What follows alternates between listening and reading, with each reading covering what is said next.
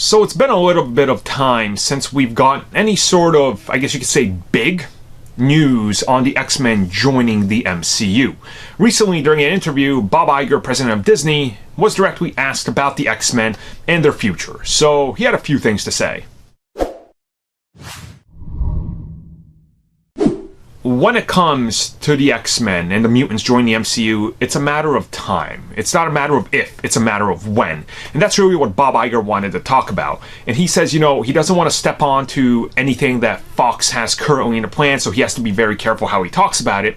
But the idea is, it's all going to go under Kevin Feige. Now, of course, if you're new to this channel or just new to Marvel in general, Kevin Feige is the man in charge of Marvel Studios, you know, the president of it. He's the one making all the decisions there. And ultimately, it's going to be his decision on what to do with the X-Men. Now, for those of you that know, or some of you might have forgotten, or maybe you don't even know, Kevin Feige is actually the reason that the original X-Men and Sam Raimi's Spider-Man movies happened. He was executive producer on those. It was his suggestion that they make Hugh Jackman's hair the way it was to kind of mimic the mask, because they didn't want to use a mask.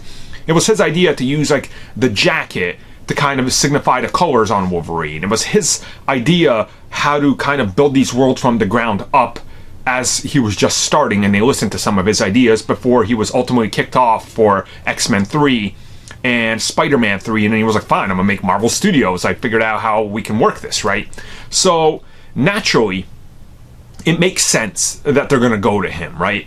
And you could probably still see that maybe Fox, the way they remain, is probably going to produce the movies because they have lots and everything. They have people, they have resources, but ultimately it's going to be Kevin Feige calling the shots. So what does this mean? Well, look at Spider-Man, except it's more connected because Sony owns Spider-Man, so he still has a hurdle. Here, it's all going to be his. He just got to talk to them and get it done the way he wants to, which means it's around the corner, and it's only a matter of time till we see what we want. But how soon?